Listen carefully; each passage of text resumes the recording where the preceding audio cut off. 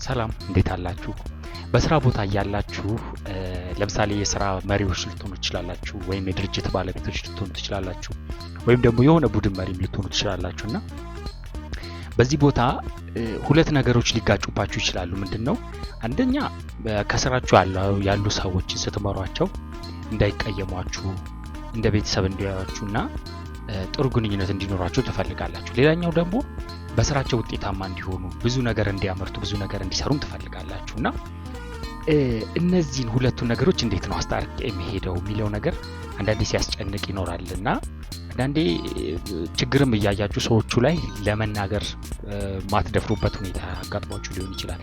አንዳንዴም ደግሞ አንዳንድ ማኔጀሮች በሚያስቆጭ ሁኔታ ሰውን ክብር በሚነካ መልኩም ደግሞ ስትናገሩና አለ አይደለ ሰራተኞቻችሁ ሲቀየሙባችሁ ምናምን ማጣት የማትፈልጉትንም ሰው ደግሞ ስራ ቦታችሁ ላይ ልታጡ የምትችሉበት ሁኔታ ማጋጠማችሁ ሊሆን ይችላልና ብቻ እንደዚህ አይነት ሁኔታዎችን የስራ ቦታ ንግግሮችን የስራ ቦታ ላይ ፊድባክ መሰጣጣት ስለ ስራ ቦታ ላይ ያለውን ነገር መነጋገር እንዴት እንችላለን የሚለውን ነገር የሚገልጽ አንድ መጽሐፍ ላካፍላችሁ ብዬ ነው የመጣሁትና ራዲካል ካንዶር ይባላል መጽሐፍ። ለግለሰብ እንደ ግለሰብ ለሰዎቹ ማሰብ መጨነቅና በቀጥታ ግን መናገር የሚገባውትን ነገር መናገር እንዳለቦት ለማሳየት ነውና ይህም በጭካኔ የተሞላ ግልጽነት ወይም ደግሞ ሰዎቹ ላይ በመጨከን በመጮህ ብቻ ሳይሆን ወይም ደግሞ ለሰዎቹ በማዘን ከመናገር ወደ ኋላ ማለት ሳይሆን በእነዚህ በሁለቱ መሃል ሚዛን መጠበቅ ያስፈልጋል ማለት ነው።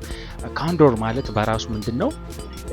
ፕሮአክቲቭ የሆነ ኦነስቲ ማለት ነውና በግልጽ ፊድባክ መስጠት እንዲኮ ስራ ላይ እንዲጉድለት እያየው ስለሆነ እቺን እንዲ ብታረግ ብሎ የሰዎቹን ክብር በጠበቀ መልኩ መነጋገር ያስፈልጋል ማለት ነው። የሰዎቹን ስሜት ሳንጎዳና ራዲካል ካንዶር ማለት ግብረ መልስ መስጠት ማለት ነው። ይህም ደግሞ ምንድነው?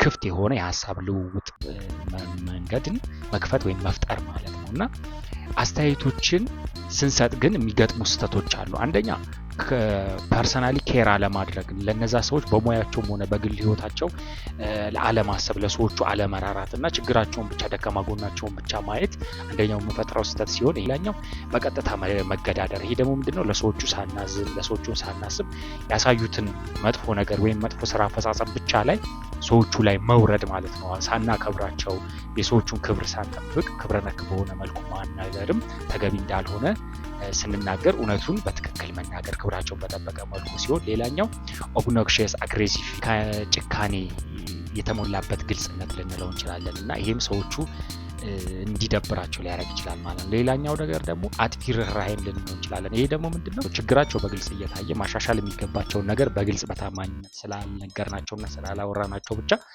ሰዎቹ ብዙ ነገር በግምገማም በምንም ከስራ እስከ መሰናበት ድረስ ሊያጋጥማቸው ይችላል። ሌላኛው ነገር ደግሞ ማኒፑሌቲቭ ኢንሲንሲሪቲ ልንለው እንችላለን። ይሄ ተንኮለኛ የሆነ ቅንነት የሌለው ለሰዎቹ በግልጽም ችግራቸውን አንነግራቸውም ለሰዎቹ ማናዝንም ዝም ብሎ የሆነ ፓሲቭ አግሬሲቭ የሆነ ነገር ማለት ነውና እንደዚህ መሆን የለበትም እና የአስተያየት ባህል ወይም የፊድባክ ባህልን መገንባት እንዳለብን ምንድነው?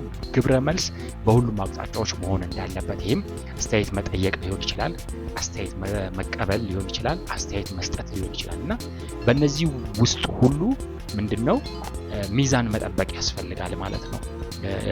ሚዛን መጠበቅ አስፈላጊ ነው ማለት ነው እና ከአስተያየት መሰጣጠት ከአስተያየት መቀበልና መስጠትም ባለፈ የአስተያየት ባህል የገነባ ሰው ምንድነው? የስራ አፈጻጸምን ማሻሻል ወይም ምርታማነትን ማሻሻል ፕላስ ጠንካራ ግንኙነትን ከሰራተኞቻችን ጋር መገንባትን ያስችለናል ማለት ነውና የስራ ባልደረቦችን በትክክል እንድናቅ ያደርገናል። ምንድነው ችግራቸው? ምንድነው ጠንካራ ጎናቸው ብለን እንዲሻሻሉ የሚችሉበትን ነገር ማገዝ የምንችልበትንም ሁኔታ ይፈጥራል። ሌላው የባለቤትነትን ስሜት ይፈጥራል። ድርጅት ውስጥ በግልጽነት እነሱን በማክበር እነሱን ኦፒኒየናቸውን ቦታ በመስጠት ስናደርግ ንግግራችን ወይም የምንሰጠው አስተያየት ገንቢ አስተያየት ሲሆን ክብራቸውን የጠበቀ ነገር ሲሆን የባለቤትነት ስሜትን ይፈጥራል ማለት ነውና ሌላው ልማትና እድገትን ይደግፋል። እንደዚህ አይነት ፊድባክ መሰጣጣት ሰዎቹ ራሳቸው ላይ ሰርተው እርሶም ሆነ ሰዎቹ ጥሩ ባላንሱን የጠበቀ የስራ ሁኔታ እንዲፈጠር ያደርጋል ማለት ነው። በአጠቃላይ ስለ መጽሐፉ ለመነጋገር ያክል እንደዚህ አይነት ንግግሮች የሰዎች ስራ ቦታ የሚያሳዩትን ጉድለት መነጋገር በዛ ጉዳይ ላይ ናስቲ ኑስቲ ብሎ እንደዚህ አይነት ንግግሮችን ማድረግ ኦክዋርድ ሊሆን ይችላል፣ ትንሽ ከበድ ሊል ይችላል። ግን መነጋገር ደግሞ አስፈላጊ ነው።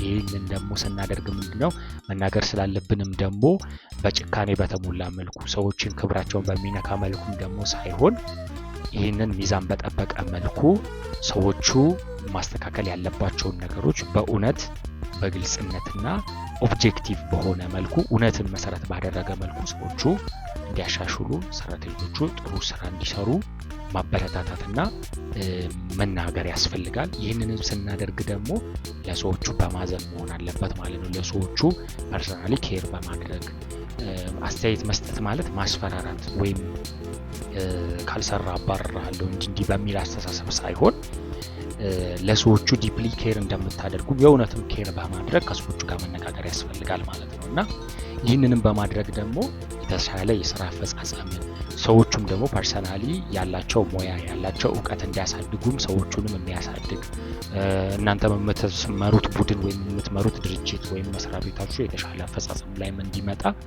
የሚያደርግ አካሄድ ስለሆነ በዚህ መልኩ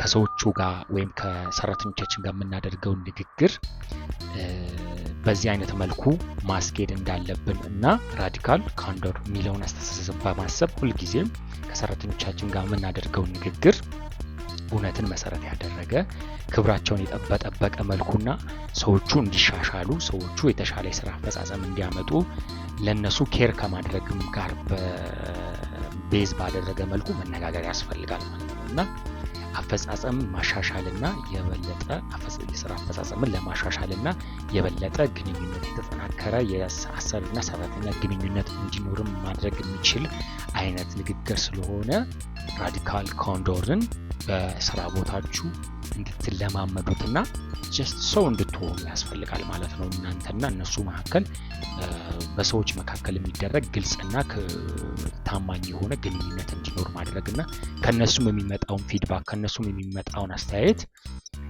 ጆሮ ከፍቶ በማዳመጥና ገንቢ የሆኑ አስተያየቶችን በመሰጣጣት በዚህ አይነት መልኩ ጠንካራ የአሰሪና ሰራተኛ ግንኙነት መገንባት የሚችሉበትን መንገድ የሚጠቁም መጽሐፍ ነው። ራዲካል ካንዶርን እንድታነቡ ጋብዛለሁ። ይህንና መሰል ይዘቶችን ለማግኘት ማህበራዊ ሚዲያ አካውንቶችን ይከታተሉ። ዳጊ ነበርኩኝ። ደህና ሁኑ።